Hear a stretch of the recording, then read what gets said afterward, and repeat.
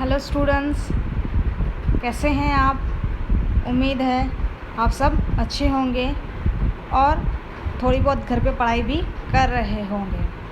तो आज मैं आपको ऐसा ही कुछ नया बताने वाली हूँ जो आपके सिलेबस से रिलेटेड टॉपिक है। आज हम हिंदी ग्रामर के बारे में पढ़ेंगे जो टॉपिक 7th और 8th दोनों में आते हैं। सबसे पहले हम एक कहानी एक नीली परी की। एक नीली परी थी जो नीले कलर के कपड़े पहनती थी, जो आसमान में रहा करती थी। नीली परी जो है वह हमेशा अपने माता पिता से मिलने आया करती थी। उनके माता पिता थे और नीली परी का एक भाई भी था। अरे अरे अरे, ये मैं क्या बोले जा रही हूँ। बार बार नीली परी। उसकी जगह अगर हम इस तरह बोले तो जैसे कि वह नीले रंग के कपड़े पहनती थी, उसके माता पिता थे, उसका एक भाई भी था, वह अपने माता पिता से मिलने आया करती थी, तो उसे हम क्या कहेंगे? सर्वनाम। जो शब्द संज्ञा के स्थान पर प्रयुक्त होता है उसे क्या कहा जाता है? सर्वनाम। हम बार बार किसी का नाम न लेकर उसके स्थान पे उसका लगाएं तो उसे हम क्या कहेंगे? सर्वनाम। एक और उदाहरण देखेंगे, जैसे कि मोहित ने मोहित के भाई से कहा कि मोहित की माँ से पूछकर कल मोहित के दोस्त के घर जाएगा। इसमें बार बार हम लोग मोहित का इस्तेमाल कर रहे हैं। इसकी जगह हम मोहित न बोलकर ऐसा बोलें, मोहित ने अपने भाई से कहा कि वो माँ से पूछकर कल अपने दोस्त के घर जाएगा। तो वह क्या कहलाएगा? सर्वनाम। अपने, वो, कल, अपने दोस्त के घर, वह सब सर्वनाम कहे जाएंगे। सर्वनाम के 6 भेद हैं। पहला है पुरुषवाचक, निश्चयवाचक, अनिश्चयवाचक, प्रश्नवाचक, संबंधवाचक और निजवाचक। यह सब क्या है? सर्वनाम के भेद हैं। सबसे पहले हम लोग पहला उसका भेद देखेंगे, पुरुषवाचक सर्वनाम।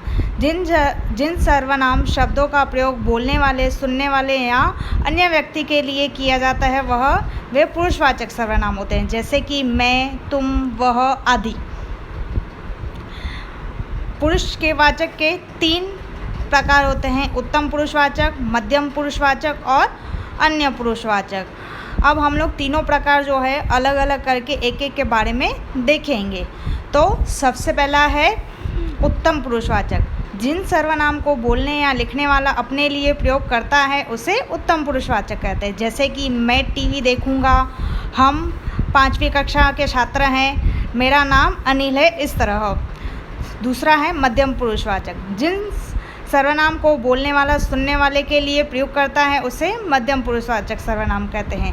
अर्थात कि हम सुनने वाले के लिए अगर हम प्रयोग कर रहे हैं तो उसे हम क्या कहेंगे? मध्यम पुरुषवाचक। उसके उदाहरण इस प्रकार हैं। तुम चित्र बनाओ। वह उसे क्या बोल रहा है? सामने वाले को बोल रहा है कि तुम चित्र बनाओ। आप इधर आइए, मतलब वो किसी और को बुला रहा है, किसी और के लिए प्रयोग कर रहा है, तो उसे हम क्या कहेंगे? मध्यम पुरुषवाचक सर्वनाम। उसके बाद है अन्य पुरुषवाचक। जिस सर्वनाम को कहने या बोलने वाला किसी अन्य पुरुष के लिए प्रयोग करता है उसे अन्य पुरुषवाचक सर्वनाम कहते हैं। अर्थात कि मैं और आप बोल रहे हैं लेकिन हम दोनों के लिए प्रयोग ना होते, किसी और के लिए प्रयोग हो रहा है, तो उसे हम क्या कहेंगे? अन्य पुरुषवाचक। दूसरा है निजवाचक सर्वनाम। जो सर्वनाम किसी व्यक्ति अथवा वस्तु का निश्चित बोध कराते हैं वे निश्चयवाचक सर्वनाम कहते हैं। जैसे कि हम उसके उदाहरण देखेंगे। पहला है, वह किसकी टोपी है? तो ये हमारे दादा दादी हैं। अब इसमें निश्चित चीज़ है, टोपी जो है वो निश्चित है और दादा दादी की तरफ जो इशारा कर रहे हैं वह भी निश्चित है। ऐसा नहीं कि कौन दादा दादी है, तो ये निश्चयवाचक सर्वनाम है। उसके बाद है अनिश्चयवाचक। जिन सर्वनाम शब्दों से किसी निश्चित वस्तु अथवा व्यक्ति का बोध न हो उन्हें अनिश्चयवाचक सर्वनाम, मतलब जिसकी निश्चितता नहीं दिखाई जाती, अनिश्चितता है, जिसका कुछ पता नहीं है। उदाहरण है, कोई गाना सुनाओ, कुछ रुपए माँ को दे दो, पार्टी ख़त्म होते ही सब चले जाएंगे। अब इसमें अनिश्चितता है। कोई गाना मतलब कुछ निश्चित नहीं है, कुछ रुपए कुछ निश्चित नहीं है। अब हम देखेंगे प्रश्नवाचक सर्वनाम। जिन सर्वनाम शब्दों का प्रयोग प्रश्न पूछने के लिए किया जाता है उन्हें प्रश्नवाचक सर्वनाम कहते हैं। प्रश्न पूछने अर्थात कि कोई क्या है, कैसा है, ऐसे शब्दों का प्रयोग हो वह प्रश्नवाचक सर्वनाम होता है।